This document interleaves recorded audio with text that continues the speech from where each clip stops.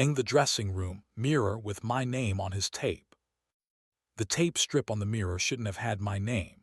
Dressing rooms at the Orpheum always carry a grid of thin white labels. Actor last names in block letters, no sentiment, only a map for makeup and nerves.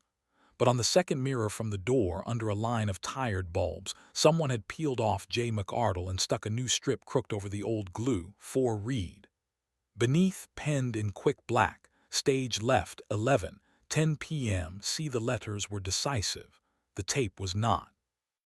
I tune and maintain the theater's microphones, the kind that want to be invisibly brave. I know where breath hides in the proscenium and which curtains are likely to gossip. Most days I smell like gaffer's tape and warm dust. My partner, Mason, designs exhibitions for the museum 2 blocks over where donors like to pose with light. We share a rent, shelves, and a rule that keeps us honest. 2 glasses of water before any sentence that might change a day. He'd come home smelling like cedar and the second hour of a lobby. He kissed the corner of my mouth exactly, as if precision could pass for tenderness, and showered like water could erase a paragraph. They roped me into a donor tour after rehearsal, he said. Late, but harmless. He slept on his side in a posture that suggested he'd negotiated a boundary outside and brought the habit home.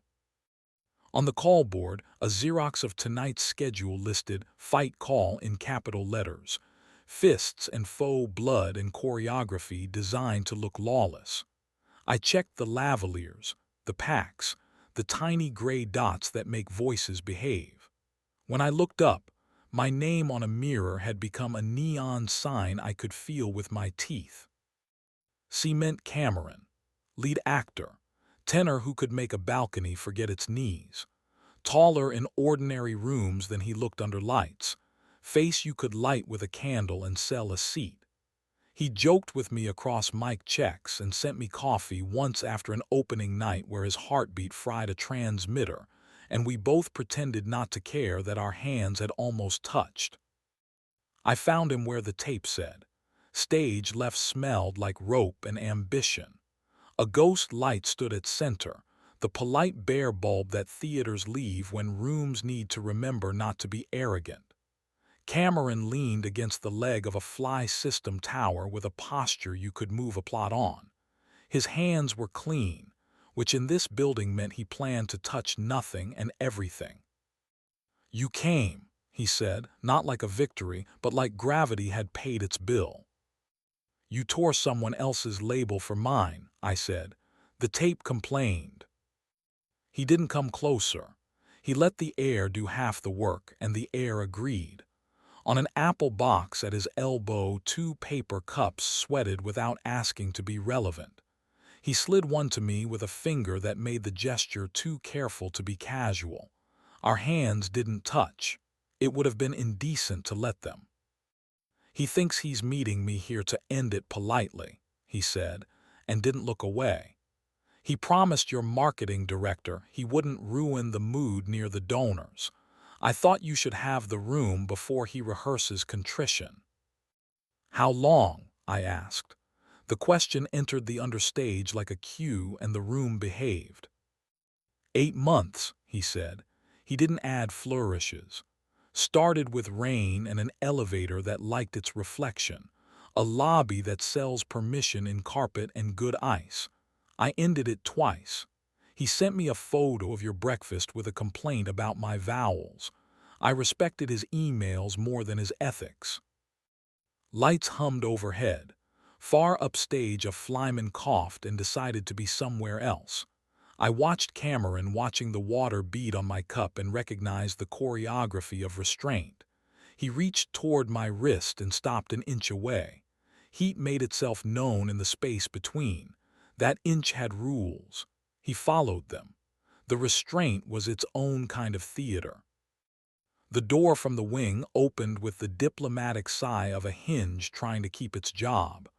Mason stepped in the way he steps into galleries, composed, competent, as if the floor had designed itself to still be under him.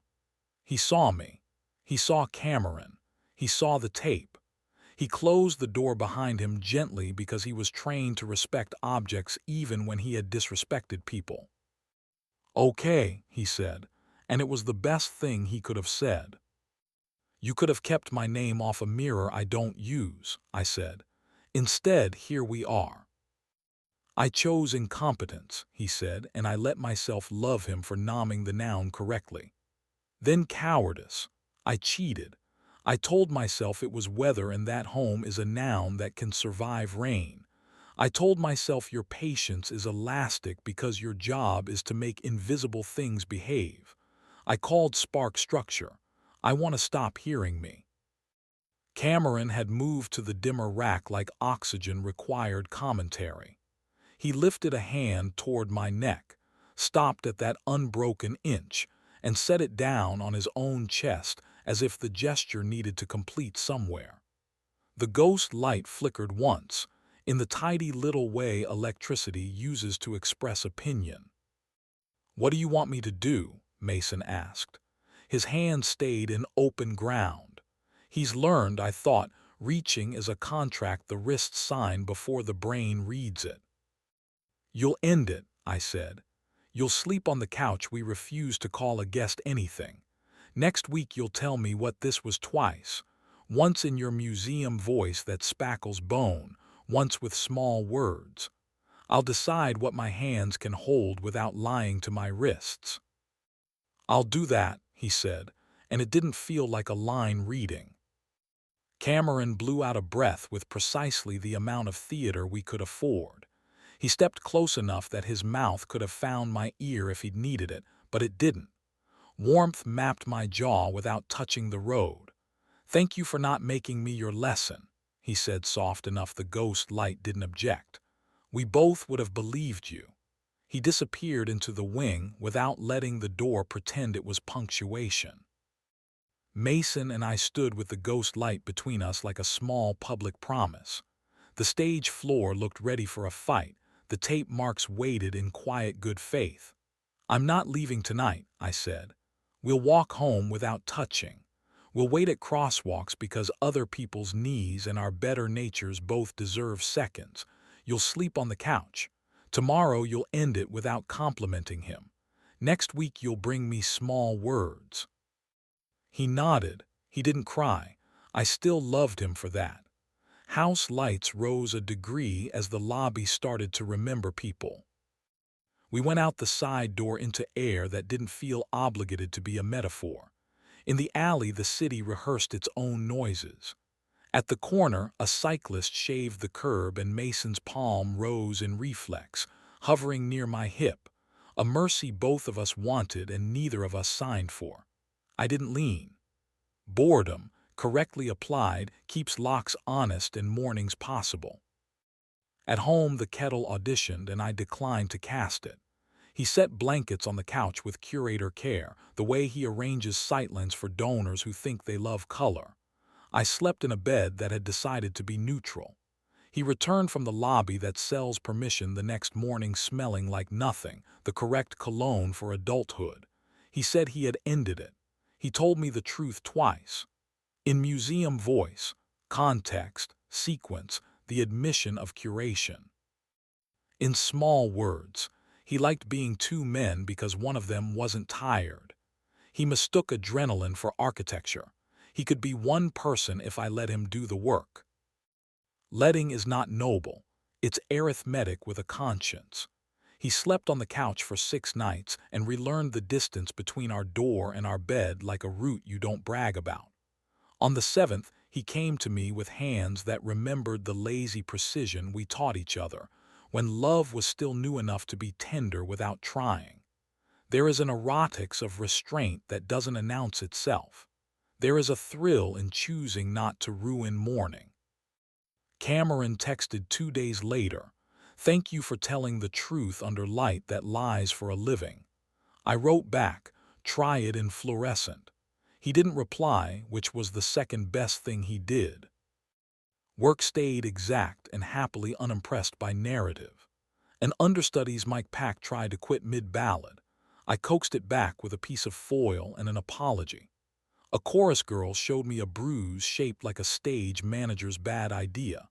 I taped her ankle with a care that made us both feel like manufacturing mercy might be a trade worth teaching.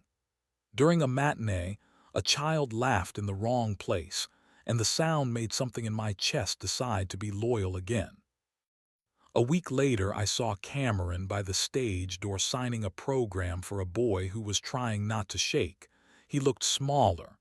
Maybe my anger had stopped needing him to be tall. He said hello without trying to own my afternoon. He did not smell like cedar. The air between us behaved itself. He left without auditioning for a moral. Here is the part that never fills the house. I wanted him. Not the future, not the press, him. The inch, the heat, the way a hand can behave without touching and still be unmistakably a hand. I wanted to make a beautiful mistake I could narrate elegantly on the walk home. I did not. Wanting is a sentence, not a command. Bodies vote. Ethics count. Boredom is a mercy that lets you like yourself at noon.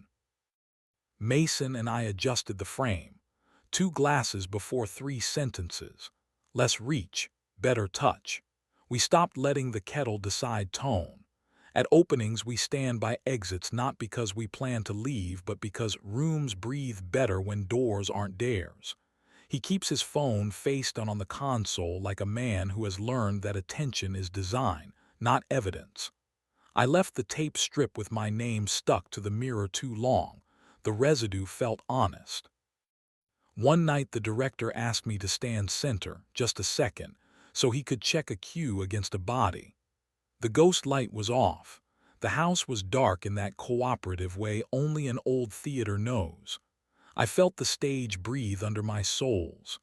I set my cup down on the mark labeled with a bright R. The cue hit like a truth well-timed, soft, exact, and useful.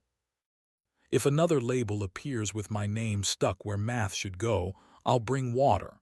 I'll choose a place to stand where the exit is obvious, and I won't call that cowardice. If a hand lifts toward my neck, I'll allow the inch to exist, and I'll answer with a decision I can carry past breakfast. I will keep choosing verbs that keep us possible. End, stay, tell, work, touch, wait. And when I swap a dead battery backstage and hear the faint, clean click of the pack admitting current, when a voice returns to itself without needing to shout, I will think of the mirror with my name on borrowed tape, and the night we declined a finale in favor of repair. And I will call that deliberate air the most difficult thing I know how to make, and the only thing that still holds when daylight forgets its lines.